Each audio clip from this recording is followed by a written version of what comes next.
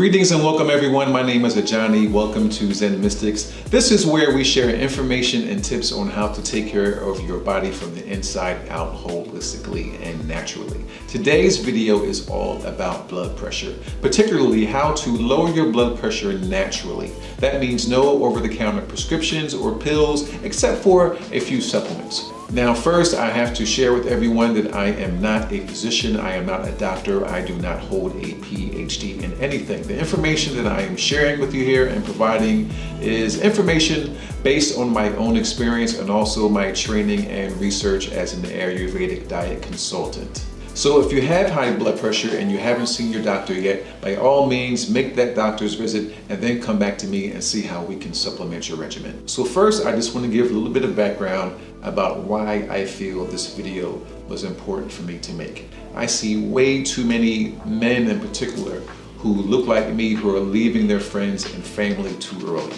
In the early 40s, early 50s, these men are dying of strokes and heart attacks. And I sincerely believe that with just a little bit of knowledge and work to go along with it, we can extend our lives and make sure that we're around to enjoy our friends and family and live our lives to the fullest for as long as possible. So our blood pressure is a great barometer of our overall health, which is why during a doctor's visit, one of the first things that they do is check our weight and our blood pressure.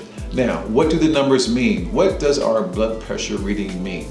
Well, if you notice, our blood pressure reading comes in a fraction. You have a top number and a bottom number. The top number is your systolic pressure. The systolic pressure is the amount of pressure exerted on your blood vessels while your heart is pumping blood through your body. The bottom number, the diastolic number, is the amount of pressure that is exerted on your vessels while your heart is at rest. So now that we know what the numbers mean, what is considered an acceptable reading and what is considered a reading that raises red flags that you need to change your lifestyle. So right now I'm looking at a blood pressure reading chart from the mayoclinic.org, and I'm just going to read along what they have here. They are stating that any reading below 120 for the systolic number and below 80 for the diastolic number is a normal blood pressure.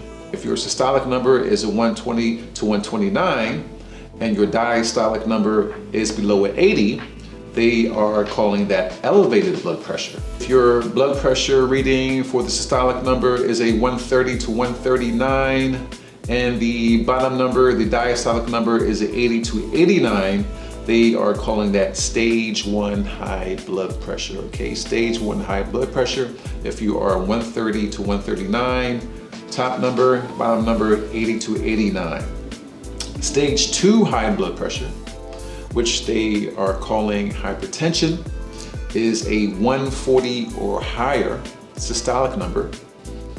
And a diastolic number, the bottom number, is a 90 or higher. That is stage 4 blood pressure hypertension.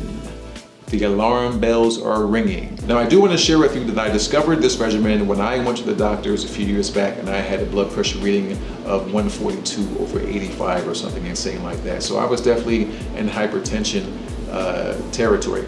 Now, what's disturbing about high blood pressure and hypertension is that you can actually feel absolutely fine. This is why they call heart disease the silent killer. You can actually feel totally fine, but inside your heart and your arteries are actually crying out for help.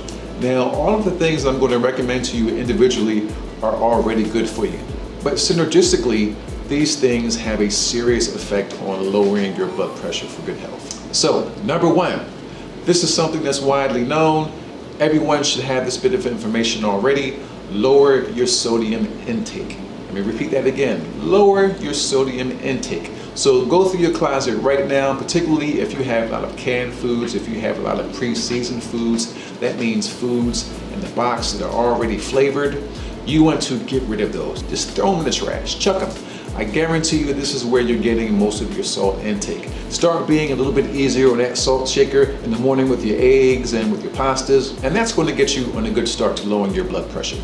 Now, the next thing that you want to do is get up off of your ass. That's right, get up, move, do something. A lot of us are living sedentary lifestyles. particularly during the pandemic where we're working from home, we're sitting around a lot, and we're not even getting up to go to work because we roll out of bed and our work is right there in front of us on the computer at home. Now, I'm not saying that you need to start working out 5 days a week for an hour a day. You can get into it slowly. Definitely start with at least 20 minutes 3 times per week. Now, it's important that during these 20 minutes, you really get your heart rate up. My simple layman's rule of thumb is that if you're not breaking a sweat, you're not exercising, you're not moving, and you're not working out hard enough. Next on the list is dandelion root. Yes, dandelion root. Dandelion root is a must in your blood pressure lowering regimen. Now, I say the root because the root of anything has the most nutrients in it. So if you don't have dandelion root wherever you are, you can go right to zenmystics.com and you can get yourself a bag of organic dandelion root.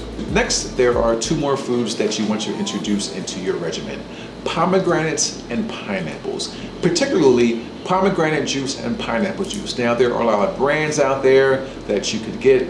No one is paying me for advertisements, so I'm not going to mention any brands, but you definitely want some pure pineapple juice and pomegranate juice. Now, it's important to get these 2 juices and mix them together. Dilute them with water to your taste if it's a little bit too strong, but I do find that the synergistic effect works best. So I noticed that if I didn't take these things synergistically, then my blood pressure readings either plateaued or they took longer to come down. The last thing that you want to add to this regimen is Coenzyme Q10. That's CoQ10.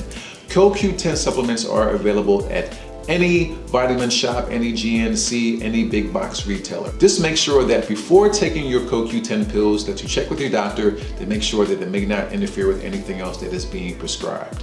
So there you have it, lowering your blood pressure naturally and holistically without any prescriptions or over-the-counter meds. Stay well, be well. Remember to share the information with a friend and remember to subscribe. Peace and love.